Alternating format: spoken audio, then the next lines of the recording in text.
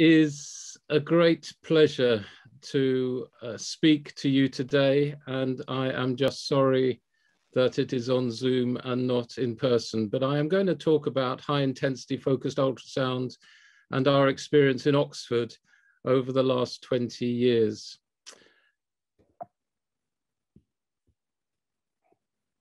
So this is from Confucia.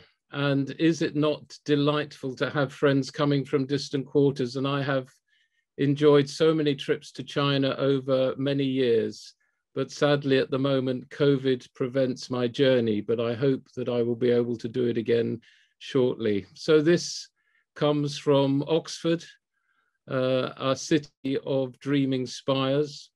And I know some of you have visited Oxford, and if you are able to, at any time, you would have a very warm welcome.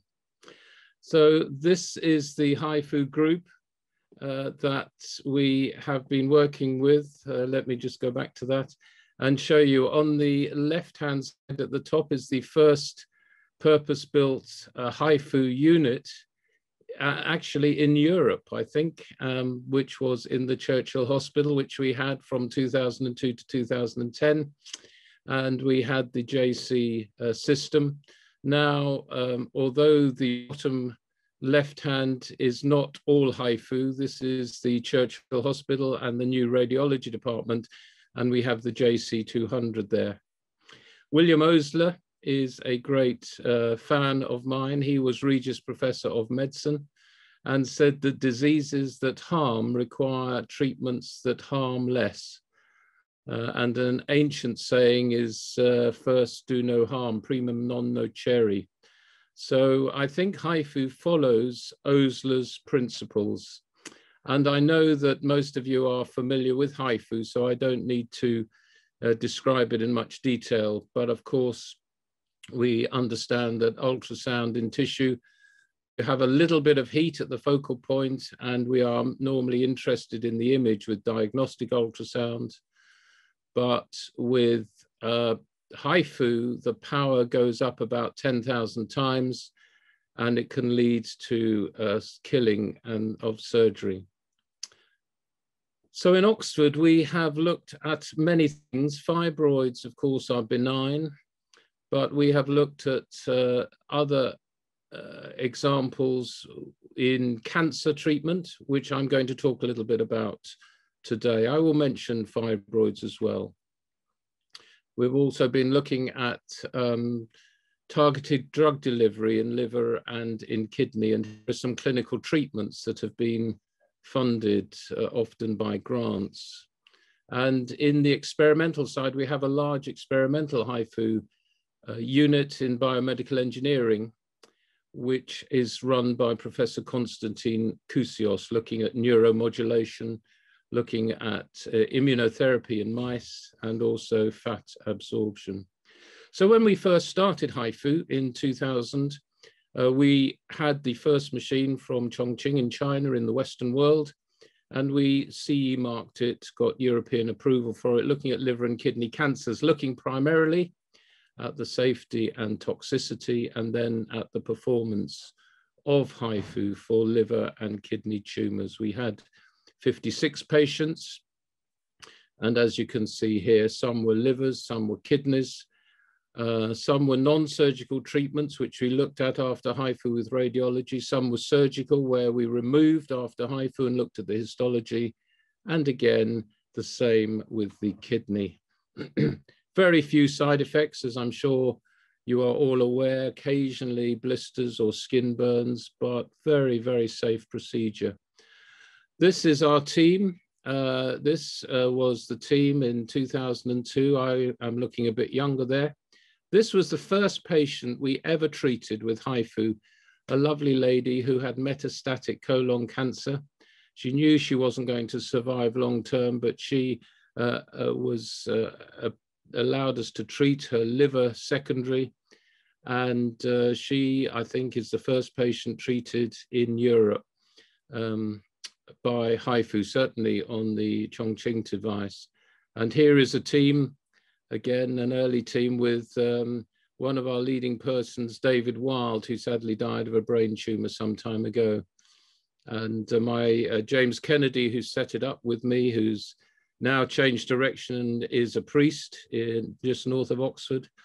And myself, Tom Leslie, Professor Wu, that most of you I'm sure will know, who's still with us, and Roland Illing.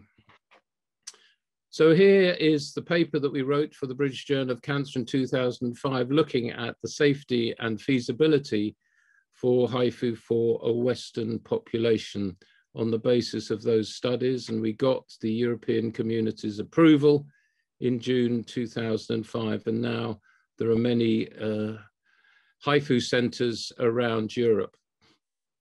So we've had various clinical trials, extracorporeal, also done a bit of laparoscopic work as well, and some translational work, which I'll talk about. And here on some of our early patients, the ones that we completed, some couple had to be abandoned, but after 6 months, only one progressed to surgery, and a lot were under surveillance. These were the renal cell cancers. One had further RFA, radiofrequency ablation, and 3 had surgery. And here's one of the cases that we did, small tumor there. This was with, you can see the uptake there, 12 days after HIFU, the uptake has disappeared. And then again, at 6 months, at 1 year, and at 5 years post-HIFU, complete ablation, no vascular supply to that. Laparoscopic, we did look at and try. Of course, this is not invasive. This is invasive. This is, potentially minimally invasive, which in a sense takes away the benefits of HIFU. But we did look at this, and we treated this renal tumor here laparoscopically with HIFU and showed a lot of ablation of it. But we are not using that anymore because, as I say, it is not invasive. It is invasive, whereas HIFU, extracorporeal HIFU, is non-invasive. Now, one of the problems with kidney, well, there are 2 problems with kidney that we found. One is the ribs, so sometimes it's a little bit difficult to target it. But secondly, there is perinephric fat around the kidney. And on this CT scan, this dark area there is the fat around the kidney. One of the reasons why it's not been working so well in kidneys is that you get absorption of the HIFU energy by the fat. And that was one of the things that we then looked at, because we took 10 patients who were undergoing renal cancer surgery and we removed perinephric fat from them. And we transferred that into a saline water bath, and we looked at HIFU energy through the fat. And we found that depending on the density of the fat, the intensity decreased. So if the fat was 2 centimeters thick, the output was reduced to 58. And if it was 5 centimeters thick, then the output was reduced to 1/4. Now, with a kidney transplant, as you are probably aware, when you take a kidney out for transplantation, you remove the perinephric fat and you put it in the groin, so the ribs are not in the way. And we have had 2 patients with a tumor in a renal transplant, which we have treated with HIFU. And here is one of them, about a 4 centimeter tumor. And after treatment with HIFU, we had 90% ablation of the tumor. We did then remove the tumor, and there was a little rim of viable tumor left, but 90% of that had been ablated. So in a transplant, it does work much better for the kidney. I will talk very briefly about fibroids, although it's not a tumor. Of course, and China, I think, have treated more than anybody else in the world HIFU for fibroids. And we are starting to treat more in this country. I'm sure these are familiar to you, the ablation post-HIFU in a fibroid patient. And We were greatly encouraged by your study in China, the 20-center study, which looked at 20 participating centers. And as a result of that, I'll just move through these fairly quickly, but I'm sure you're familiar with this. Of the 1,300 that had HIFU, 400 with hysterectomy, nearly 600 myomectomy, that the HIFU treatment was very successful.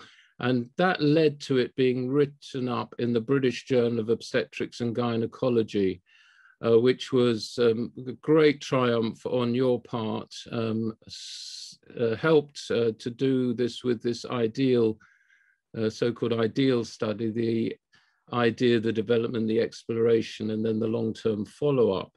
And as a result of that, and also this study, which we did with much fewer patients in Oxford, just looking at about 12 patients after a year, with good results. But as a result of that, we were able to get this accepted by the National Institute of Clinical Excellence, NICE, for ultrasounded guided HIFU for uterine fibroids in the UK. So that was a great step forward for HIFU in this country. Now, prostate is something that cannot be done on the JC200. We're really looking forward to potential developments in the prostate area from China. But at the moment, we've been using the Sonoblate and the Ablatherm system, which is transrectal. And there are a number of studies showing effects that are as good as other localized treatments. It's now been approved in the United States. And I think that if one's able to improve the HIFU treatment for prostate cancer, it just could have a major, major impact in the surgical treatment of prostate cancer in the world. So I think at the moment, as far as surgery goes, you need to treat about 30 patients to save one person's life, and you get quite a lot of morbidity in terms of incontinence and erectile dysfunction. So a good HIFU treatment of prostate cancer, I think, could revolutionize the treatment of prostate cancer around the world. So we've also looked at sacral chordomas. I'm sorry if you cannot quite see the title because of the screen sharing thing. I'm not sure if you can or not, but anyway, this is a patient with sacral chordoma. She had these very large, although they're theoretically benign, they're locally invasive, and she was unable to sit down. And with 2 treatments of HIFU, we got a lot, didn't cure her, but got a lot of ablation of these and made her pain-free and able to sit down afterwards. Here again, beforehand, afterhand with one treatment, and then the other one, and here both of them with a lot of ablation. So very successful for that. And this was written up in the Neurosurgical Journal as in the UK. So again, and we're hoping to do another big study looking at sacral chordomas. The other very interesting area is this, in targeted drug delivery. So here, you don't use HIFU for ablation, but you use it in a slightly more diffuse way just to increase the temperature of, for example, a tumor. So we've been looking at colorectal metastases in the liver and just using HIFU to heat up the tumor itself and hypothermia over the tumor. And then what we're doing is we are putting some doxorubicin cytotoxic agents into liposomes. So these liposomes are a little bit like butter, are heat sensitive. So they're stable at 37 degrees centigrade, but they break open at 42 degrees centigrade. So you put doxycycline into the middle of these, and then when the temperature reaches 42 degrees centigrade, the liposomes break open and you get targeted delivery of the drug to that particular area. So you get a much higher dose of the chemotherapeutic agent directly into the tumor. And a colleague, Konstantin Kousios, and my colleague, Paul Lyon, were doing this work. He did it for his PhD thesis. And so what they were doing was that they were biopsying the tumor to start with, and then measuring it, they were measuring the temperature of it, putting thermodox into the peripheral circulation, and then heating up the tumor. And then as the drug passed through, it broke open and you got targeted drug delivery.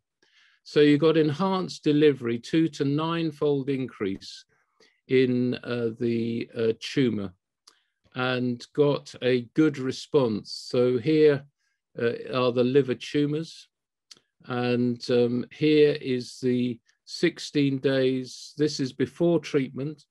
And after treatment, here you can see an area that is no longer taking up the blood supply, that has been killed, basically. And here you see it's been killed by the cytotoxic agent. So a very good study, radiological ablation, chemotherapeutic ablation of the tumor. And this was written up in the Lancet Oncology in 2018 as a phase 1 clinical trial, the first in-man study. Pancreas, we are just starting to look in more detail at the pancreas and treating pancreatic tumors. We're doing 2 studies now. One is ablation and one is targeted drug delivery. Professor Wu had previously treated patients with unresectable pancreatic cancer with abdominal pain, and found the pain relief happened in all the patients. It wasn't a cure, but did increase survival. Here's one that we've just done in Oxford with pancreatic cancer with maybe a little bit difficult to see, but there is uptake there before HIFU, and uptake has gone post HIFU. I think this is very interesting for everybody who is working in HIFU. It is actually a quote by Theodore Roosevelt. I'll let you read the Chinese while I read the English. It is not the critic who counts, not the man who points out how the strong man stumbles, or where the doer of deeds could have done them better. The credit belongs to the man who is actually in the arena, whose face is marred by dust and sweat and blood, who strives valiantly, who errs, who comes short again and again, because there is no effort without error and shortcoming.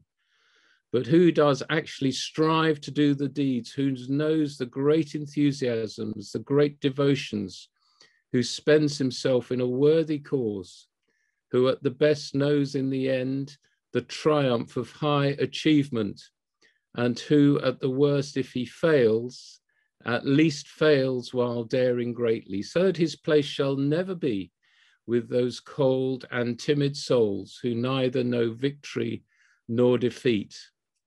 I think that's a wonderful statement for HIFU, because HIFU has been difficult. It's been difficult in the UK to get national increase and uptake for it, but it is coming.